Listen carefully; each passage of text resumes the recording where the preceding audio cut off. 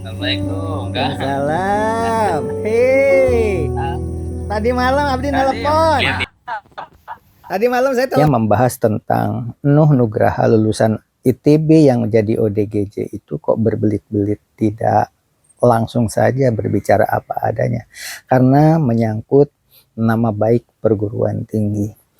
Jadi yang berhubungan dengan UGM, ITB, Universitas Indonesia, IPB, dan masih banyak lagi, itu lidah agak keluh kalau mau bicara apa adanya.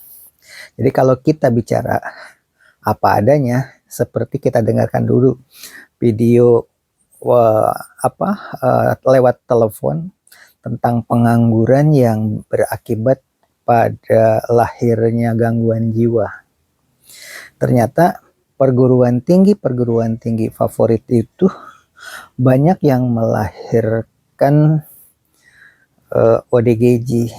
Akibat dari apa? Ekspektasi orang tua terlalu berharap yang berlebih-lebihan dan menjadi beban bagi anak, sehingga anak menjadi terpukul dan terdiam. Akibatnya apa? Karena tidak ada tempat mengadu, tidak ada tempat untuk berkomunikasi, akhirnya jiwanya terganggu. Kita dengarkan lagi ya. Begini kira-kira, sengaja namanya dirahasiakan. Oh. Lah kok hilang? Kok hilang suaranya? Teleponnya enggak? Oh, belum. Lupa sekarang cari ya. Ya Cari udah, ya. ya udah nggak apa-apa. Terus ini yang kemarin lulusan ITB yang masuk rumah sakit jiwa itu rumah sakit jiwa mana? Coba nanti saya tanya persisnya ya. Tanya persisnya. Anak saya masih siap-siap masuk itu. Nanti saya tanya. Oh, anak sendiri. Anak itu. Nggak apa-apa, ini mah kita mah ngobrol-ngobrol aja. Saya penasaran karena kebetulan di perumahan saya di sini juga sama ada peristiwa yang seperti itu sama. Padahal di perumahan sini di tempat tinggal saya, gitu loh. Itu dulu sempet anak saya itu di rumah sakit jiwa, itunya prakteknya ya di rumah sakit jiwa Cisarua kalau nggak salah, Cisarua Kang. Oh, Di Cisarua. anak bapak Ya, dokter. dokter ya, dokter. Anak yang keberapa jadi dokter? Ke satu. Keren. Sekarang udah praktek belum? Di rumah sakit, udah di Dewi Sri, di Dewi Sri. Bekasi dong. Udah. Di Karawang kan? Udah berapa tahun kerja? Udah ada 4 tahun mah, 5 tahun kayaknya mah. 4 tahun 5 tahun lah ada. Berarti bapak udah tua ya? Berarti udah tua kita.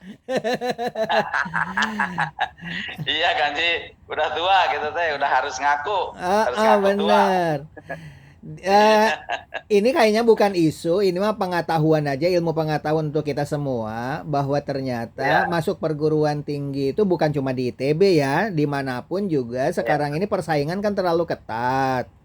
Jadi di perumahan saya juga sama kejadian seperti itu. Kemudian yang namanya Nuh itu yang kemarin itu yang lulusan ITB itu kan dia pusat kepercayaan teman-temannya itu bahwa dia itu paling pintar, dia kan mahasiswa teladan itu mahasiswa teladan itu. Ya Allah. Iya, mahasiswa teladan itu. Nah, oleh sebab itu ini kan walaupun bagaimana kita harus memberikan informasi kepada siswa dengan cara yang lebih elegan, tidak menjatuhkan orang ya.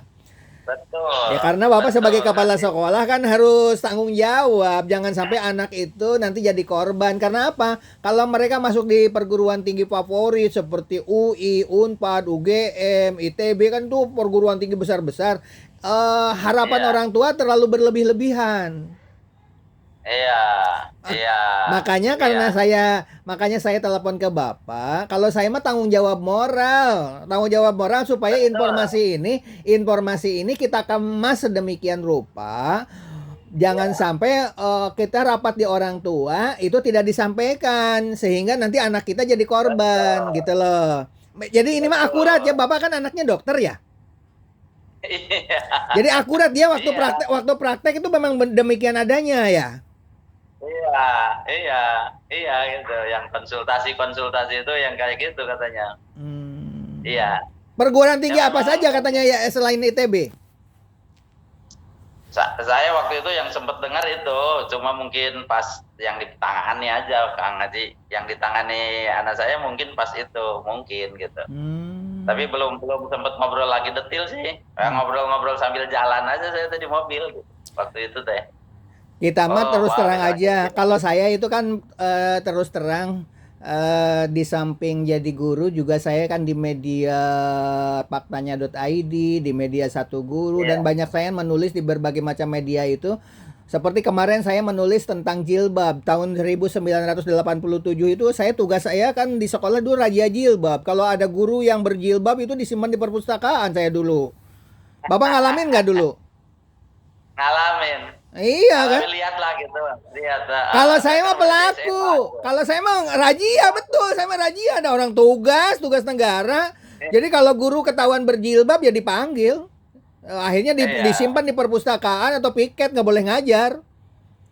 Iya. Siswa juga sama kalau ada yang berjilbab di kelas itu Nah itu saya tulis, itu saya tulis. Nah ini informasi baru kebetulan kan sekarang ada lagi viral di televisi, di medsos, di mana-mana bahwa lulusan perguruan tinggi favorit itu seperti Nuh Nugraha itu. Nah nyambung dengan yang Bapak sampaikan. Nah kemudian di perumahan saya juga ada yang begitu. Nah oleh sebab itu kita nanti kemas sedemikian rupa informasi ini dengan tidak menjerumuskan nama orang secara media, kita atur sedemikian rupa supaya informasi ke orang tua itu akurat.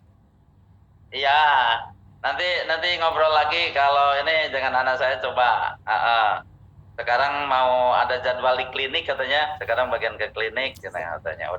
Udah nggak apa-apa. Termasuk saya itu ngebela para kepala sekolah yang jadi korban itu. Saya secara diam-diam dan saya sudah bela kepala sekolah SD itu saya bela. Tetapi dengan tidak mengorbankan diri sendiri secara jurnalistik. Yang penting faktanya jelas. Termasuk lulusan perguruan tinggi favorit ini juga Bapak itu tidak mungkin Bapak berbicara bohong kan istilahnya, apalagi ini anak sendiri kan. Itu barangkali Pak Dede, terima kasih informasinya ya. Nanti Terima kasih. Assalamualaikum. Sarapan yuk, mangga. Assalamualaikum. Halo, salam sejahtera bagi kita semua. Mudah-mudahan semuanya dalam keadaan sehat walafiat ya. Berbicara tentang Nuh Nugraha, alumni ITB yang sudah saya buatkan kontennya dengan judul Bukan Karena Susah Mencari Pekerjaan. Nah, ternyata banyak sekali yang mengatakan, aduh, berbelit-belit katanya, susah menangkap maksudnya apa. Oke, kita bahas di sini. Pengangguran intelek dari lulusan perguruan tinggi favorit itu sudah bukan rahasia, walaupun Nuh Nugraha diduga jadi ODGJ karena masalah cinta. Namun kecenderungan masalah lapangan pekerja tetap mencuat. Apakah benar demikian? Tidak usah menutup mata, peperangan di Palestina dan Ukraina itu seperti halnya Irak yang diserang tentara multinasional menyangkut minyak bumi. Walau berita yang diisukannya karena Irak memiliki senjata pemusnah massal, padahal kini Israel sedang menggunakan senjata kimia untuk menyerang Palestina. Persenjataan milik negara adidaya sering dimanfaatkan untuk menekan negara lain, seolah senjata nuklir yang mereka miliki itu sebagai monster untuk menakut-nakuti atau mengawal tenaga kerja mereka di tambang minyak, emas, perak, atau uranium, sementara perguruan tinggi dalam negeri dilepas. Kini muncul program nyamuk bionik yang ujungnya adalah vaksin. Untuk obat, anggaran dan tenaga kerjanya sudah disiapkan. Begitulah berita dari beberapa narasumber. Indonesia akan menghadapi perang juga dalam waktu dekat. Apa yang terbayang di kepala Anda dengan informasi tersebut? Baiklah, bagaimana kalau kita memulai dengan sebuah informasi untuk kita diskusikan dan tentunya untuk kita ambil tindakan antisipatif segera. Ini adalah bagian dari ketahanan bangsa, keutuhan bangsa. Ada sejenis nyamuk bionik bernama nyamuk Wolbachia. Nyamuk ini akan membawa sejenis virus mematikan bernama Japanese encephalitis atau radang otak. Berita baiknya, vaksin dan obatnya sudah ada.